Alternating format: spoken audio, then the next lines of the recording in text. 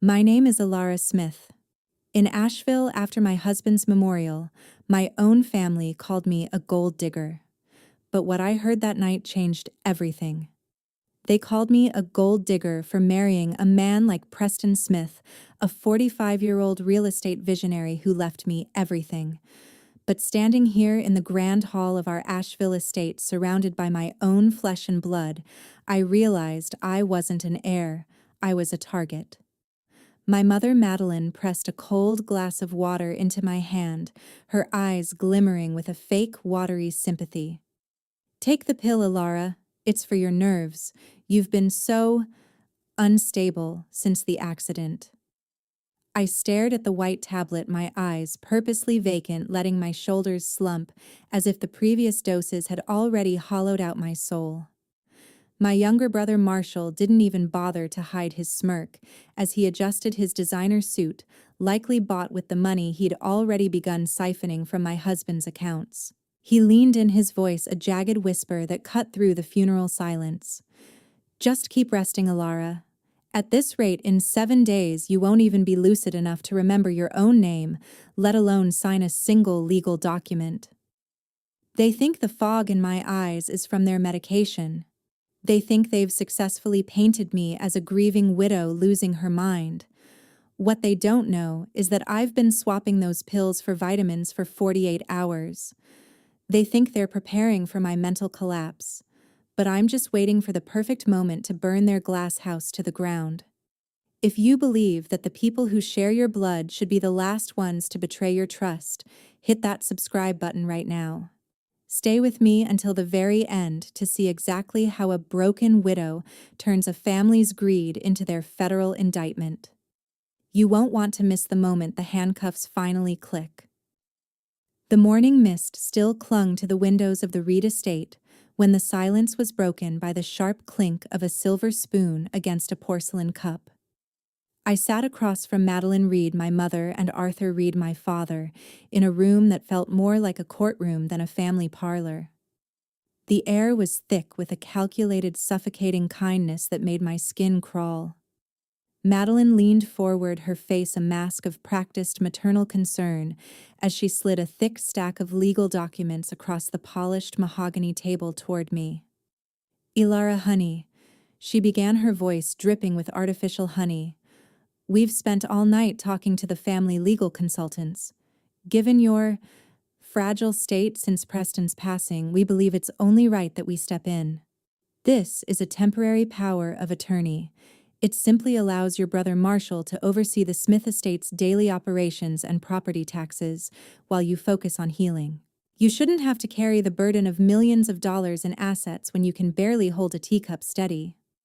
Arthur nodded solemnly, adjusting his tie as if he were closing a business deal rather than dissecting his daughter's life.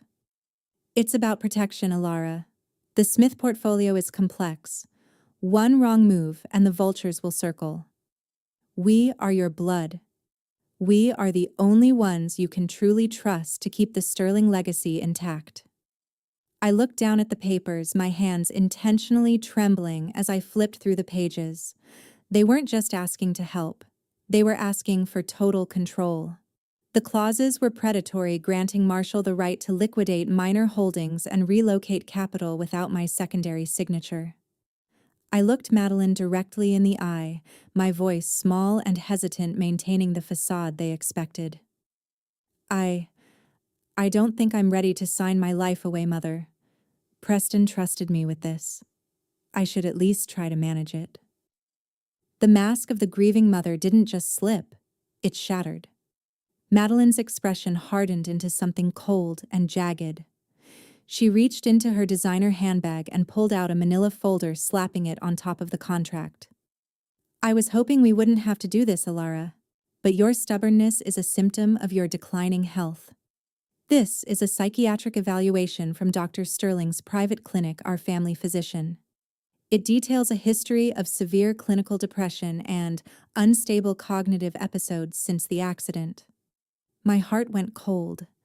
I knew the document was a complete fabrication, a web of lies woven with the help of a doctor they had likely put on their payroll months ago. "If you refuse to cooperate," Madeline hissed, her eyes narrowing into slits. "We will have no choice but to file for a court-mandated guardianship. With this medical record, a judge will see a broken woman incapable of making her own decisions. You'll lose the estate, you'll lose your seat at the restoration studio, and you'll spend the next year in a high-security wellness retreat until we decide you're fit again. Sign the papers, Alara. Don't make us prove to the world that you've lost your mind." Arthur stood up, looming over me like a shadow. "Think about it, daughter. You can be a silent partner in your own wealth, or you can be a patient in a locked ward. Choose wisely." A thick, suffocating fog rolled off the Blue Ridge Mountains, swallowing the Reed estate in a ghostly white veil that matched the chilling silence of the corridors.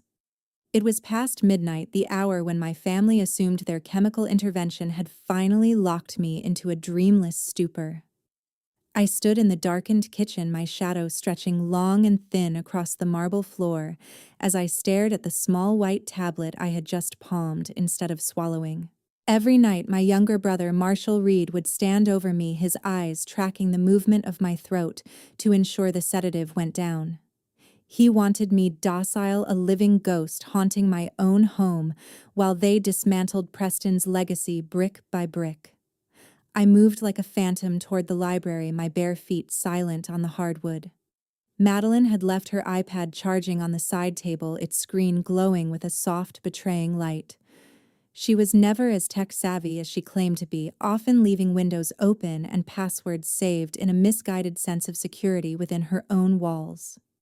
As I swiped the screen, my blood ran cold. The top email in her inbox was a confirmed reservation for a private assessment at the Blackwood Sanitarium, a high-security psychiatric facility known for housing the wealthy and the inconvenient. The message, sent to an administrator named Dr. Halloway, was chillingly clinical. "Patient Alara Smith is showing signs of escalating paranoia. We require immediate long-term commitment papers prepared by Friday. The family is ready to sign." They weren't just trying to manage me, they were preparing to disappear me. My hands shook as I closed the mail app, but my eyes caught a secondary notification from a cloud storage folder titled Business Assets. I tapped it and my breath hitched. There were dozens of PDF documents, bank transfers, real estate sell-offs, and investment liquidations. Each one bore the flawless digital e-signature of my late husband, Preston Smith. But the timestamps were impossible. These documents had been authorized in the last 48 hours, long after Preston's heart had stopped beating. I looked up as a sliver of light appeared under the library door. I quickly hid behind the heavy velvet curtains just as Marshall entered, humming a low, tuneless melody. He sat at the main desk, oblivious to my presence, and pulled out his smartphone. I watched through the gap in the fabric as he opened an e-signature software, his fingers dancing across the screen with practiced ease. He was using a high-resolution scan of Preston's signature, overlaying it onto a transfer request for a $50,000 wire to an offshore account. "Almost there. Big sister," he muttered to the empty room, his face illuminated by the predatory blue light of the monitor. "By the time you wake up from your next dose, the Smith Empire will be nothing but an empty shell, and I'll be halfway to the Caribbean." He laughed, a dry, hollow sound that echoed against the bookshelves. He had no idea that I wasn't the drugged-up widow he saw at dinner. He didn't know that every pill he forced on me was hidden under my mattress, or that I was now watching him commit the very crimes that would eventually destroy him. The fog outside was blinding, but for the first time since the funeral, everything inside this house was becoming terrifyingly clear. The morning sunlight filtered through the dust motes of my private restoration studio, a stark contrast to the oppressive fog-laden atmosphere of the Reed estate. Here, amidst the scent of turpentine and aged wood, I felt like Alara Smith again, not the sedated pawn my family tried to create. I was meticulously cleaning a palette knife when a discreet knock echoed against the heavy oak door. I opened it to find Julian Vance, Preston's longtime legal counsel and the only person who had remained loyal to his memory. He looked exhausted, clutching a weathered wooden crate as if his life depended on it. Preston left this with me 6 months ago. Julian whispered, his voice trembling with urgency as he placed the crate on my workbench. He told me that if anything ever happened to him, I was to bring this only to you and only at your studio. He said, you would know what to do. Inside was a small, unassuming oil painting titled The Sterling Legacy, a landscape of the Asheville Mountains Preston loved so much. To a casual observer, it was just art, but to a restoration expert, the varnish looked intentionally uneven. Using a specialized ultraviolet light, I scanned the lower right quadrant. My breath hitched. Beneath the top layer of pigment, subtle indentations began to glow a series of numbers and letters hidden within the brush strokes of the pine trees. It was a set of GPS coordinates pointing to a private vault in a boutique bank located 3 states away, far beyond the reach of the local Reed influence. He knew, didn't he? I murmured, my fingers tracing the hidden script. He knew my family would come for the empire the moment he was gone. Julian nodded grimly, handing me a sealed black envelope. Preston was a visionary Alara. He saw the greed in Arthur's eyes and the malice in Madeline's heart long before they realized he was onto them. That painting isn't just a map. It's the key to an irrevocable trust he established in your name only. I opened the envelope and pulled out a single sheet of heavy vellum. It was a legal notification for a trust that operated entirely on biometric security, my fingerprints and a retinal scan. No e-signature, no paper trail that Marshall could hack, and no loophole that Arthur could exploit. But it was the handwritten note attached to the bottom that broke me. Preston's familiar, bold handwriting leaped off the page. My dearest Alara, if you are reading this, the vultures have circled. They will try to silence your voice and cloud your mind. But remember, you are a restorer of truths. Use this foundation to build a future they can never touch. Protect yourself, and above all, do not trust anyone who carries the Reed name. Julian leaned in, his expression grave. This trust is shielded by international banking laws. Once you activate it, not even a court-ordered guardianship can touch the capital. But you have to move fast. If Madeline succeeds in her plan to commit you to Blackwood, you'll lose the legal standing to claim it. I looked at the painting, then at the letter. The grief that had been a suffocating weight was suddenly replaced by a cold, sharpened resolve. Preston hadn't just left me money. He had left me a fortress. For weeks, I had been playing the victim, but as I touched the biometric sensor on the legal document, I realized the game had changed. The Reeds were playing for a bank account, but I was playing for my life, and Preston had given me the ultimate advantage. The heavy velvet curtains of my bedroom remained drawn, preserving the illusion of my daytime stupor as the house drifted into a false sense of security. To Madeline and Arthur Reed, I was merely a broken shell, a grieving daughter drifting in and out of a medicated haze. But as the clock struck midnight, the vacant look in my eyes vanished, replaced by a cold, calculating intensity. I moved across the room with the silence of a predator, my fingers dancing over the keyboard of my personal laptop. I had intentionally left it logged in days ago, knowing Marshall's arrogance would lead him to believe I was too far gone to monitor my own digital footprints. I bypassed the decoy folders I had set up and dived into the hidden system logs. My breath caught in my throat as the truth unfurled across the screen in cold blue light. It wasn't just Marshall siphoning off small funds. The rot went much deeper, straight to the patriarch himself.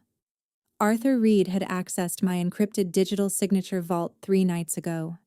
He hadn't just used it for minor transfers.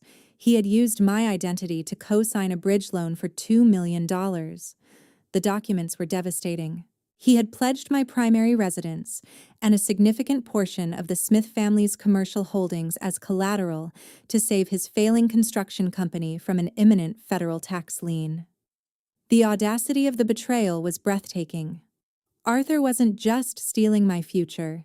He was incinerating Preston's legacy to pay for his own professional incompetence.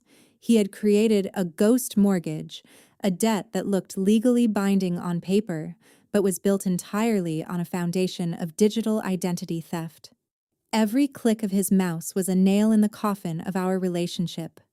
I didn't let the anger consume me. I needed a surgical response, not an emotional one. I opened an encrypted communication channel with Julian Vance, who was waiting for my signal at a secure location. Together, we began the silent process of data extraction. We meticulously compiled the metadata, the specific IP addresses from Arthur's home office, the timestamps of the unauthorized access, and the original untampered logs from the e-signature provider that proved my biometric keys hadn't been used. "We have enough, Ilara." Julian's voice crackled through my headset, sharp and professional. "This isn't just family drama anymore. This is securities fraud, identity theft, and loan sharking on a corporate scale. If we submit this now, the clock starts ticking for them." "Do it," I whispered, my gaze fixed on the flashing cursor. "Send everything to the Securities and Exchange Commission and the Financial Crimes Division of the local police. I want the federal investigators to have a full 24-hour head start before the Reeds even realize the trap has closed." I watched as the progress bar hit 100%. The digital files, the ghost mortgage, and every unauthorized log were now in the hands of the authorities. For years, Arthur and Madeline had treated me like a pawn in their financial games, but they had forgotten one crucial detail. Preston Smith hadn't married a victim. He had married a woman who knew how to look beneath the surface of things to find what was broken. As I shut down the computer and resumed my place in bed, I felt no guilt. The Reeds had spent a lifetime building their house of cards on other people's lives, but within 24 hours, I would be the one to let the wind in. The dining room of the Reed estate was bathed in the warm, flickering glow of candlelight, a stark and bitter irony to the icy coldness of the hearts gathered around the table. Crystal glasses clinked, and the scent of expensive wine filled the air as if this were a celebration of family unity rather than a strategic execution of a widow's future. Madeline Reed sat at the head of the table, her smile as sharp as the steak knife in her hand, while Arthur Reed maintained a heavy, expectant silence. Marshall Reed, unable to contain his predatory glee, kept tapping his fingers on the tablecloth, his eyes already calculating how many offshore accounts he could fill by dawn. "Ilara, darling," Madeline said, her voice dropping into that familiar, condescending purr. "We've prepared the final paperwork. It's a simple renunciation of the Smith inheritance. In exchange, the Reed family will provide you with a lifetime of specialized care and a generous monthly stipend. No more legal headaches, no more pretending to be a CEO. You can just fade into the background where it's safe." Marshall leaned forward, his arrogance radiating off him like a foul perfume. "Just sign it, sister. I've already contacted the creditors for the construction firm. Within 48 hours, the $2 million bridge loan will be cleared, and my gambling debts will be a thing of the past. Think of it as your final contribution to the family name." I looked at the documents, then at the three people who shared my blood but possessed none of my soul. I took a slow, deliberate sip of water, then pulled my tablet from beside my plate. "You're right, Marshall. Tonight is about clearing debts, but not the ones you think." With a single tap, a high-definition video began to play on the large screen at the end of the room. It was Marshall captured in the infrared glow of my library camera, meticulously swapping out my medication and using a scanner to overlay Preston's digital signature onto a dozen fraudulent transfers. The room went deathly silent. Arthur's face turned a sickly shade of gray as a secondary file opened a comprehensive report showing every IP address used to commit identity theft against my estate, all leading back to his private office. "I didn't take the pills, Mother," I said, my voice cutting through the silence like a blade. "And I didn't sign your bridge loan. I've spent the last 24 hours watching you bury yourselves. Every log, every faked medical report, and every stolen digital key is already in the hands of federal investigators." Madeline's mask finally shattered. She stood up, her chair screeching against the floor, and lunged toward me, her hands clawing for the tablet. "You ungrateful little brat. We gave you everything. You're an unstable widow nobody will believe." Her words were drowned out by the thunderous sound of the front door being breached. The heavy oak doors to the dining room swung open and a team of armed officers flooded the space led by a man in a dark suit. Inspector Miller from the Financial Crimes Division stepped into the candlelight, his badge gleaming with a cold, unforgiving light. "Arthur Reed, Madeline. Reed, Marshall, Reed." Miller's voice was a rhythmic monotone that signaled the end of their world. "You are under arrest for corporate identity theft, securities fraud, and conspiracy to commit medical endangerment. Step away from the table and put your hands behind your backs." The silver spoons and crystal glasses were replaced by the sharp metallic click of handcuffs.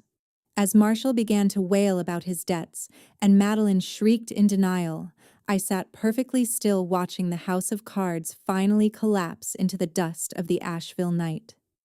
The flashing red and blue lights of the police cruisers danced against the thick Asheville fog, casting long, distorted shadows of the Reed estate that looked like the skeletal remains of a fallen empire. I stood on the grand stone porch wrapped in a simple wool coat, watching as the three people who had plotted to erase my mind were escorted into the back of separate vehicles. There was no joy in the sight, only a profound, hollow sense of relief. The air, once thick with the scent of expensive wine and orchestrated deception, finally felt clean again. The weeks that followed were a whirlwind of legal proceedings and financial restructuring. The evidence we had submitted to the Securities and Exchange Commission was irrefutable. Arthur Reed and Madeline Reed faced a litany of federal charges, including grand larceny, corporate identity theft, and conspiracy. Their high-priced lawyers could do little to combat the digital paper trail they had so arrogantly left behind. They were eventually sentenced to significant prison terms, their reputations in the Asheville social scene incinerated overnight. Marshall Reed, stripped of his stolen funds and facing a mountain of gambling debts without his parents to shield him, vanished into the shadows of the legal system, his arrogance replaced by the cold reality of a life with nothing to his name. But I didn't want their ruins. I wanted justice for those they had stepped on while building their house of cards. Instead of clinging to the Reed estate, a place built on the misery of others, I put the mansion on the market immediately. When the sale closed, I didn't funnel the profits into an offshore account. Instead, I worked with Julian Vance to track down every single construction worker and subcontractor that Arthur had cheated out of their wages over the last 3 years. Seeing the look of disbelief on a foreman's face as I handed him a check for his crew's back pay was more rewarding than any inheritance Preston could have left me. I wasn't just restoring art anymore. I was restoring lives. With the remaining capital from the irrevocable trust, Preston had so carefully shielded, I moved far from the dark corridors of my childhood home. I purchased an old sun-drenched stone mill on a hill overlooking the valley and transformed it into the Sterling Smith Restoration Center. It quickly grew to become the largest and most prestigious art and artifact preservation studio in the region. Here, I surrounded myself with students and craftsmen who valued the truth hidden beneath the surface just as I did. One quiet autumn afternoon, when the mountains were painted in shades of gold and crimson, I walked up to the private cemetery where Preston Smith rested. I stood before his headstone, the silence of the woods a comforting embrace. I didn't bring flowers. I brought a small restored compass from the studio, a symbol of the direction his love had given me when I was lost in the fog. I kept the name Preston, I whispered to the wind. I didn't run away. I didn't hide. I cleared the rot, and I built something real. Looking out over the valley, I realized that true freedom wasn't about changing my identity or fleeing to a distant shore. It was the courage to stand my ground, to use the tools of the law and the strength of my own mind to sweep away the toxicity that threatened to consume me. My family had tried to treat my mind like a canvas they could paint over with lies, but they forgot that I am a restorer. I know how to remove the grime, how to heal the cracks, and how to bring the original beauty back to light. Value and self-respect are not things you inherit. They are things you fight for. As I walked back down the hill toward the glowing lights of my studio, I knew that the Sterling legacy wasn't just about money or real estate. It was about the integrity to do what is right, even when the world is screaming at you to give up. I am no longer a victim, no longer a broken widow. I am the architect of my own peace, and for the first time in my life, the future is perfectly, beautifully clear.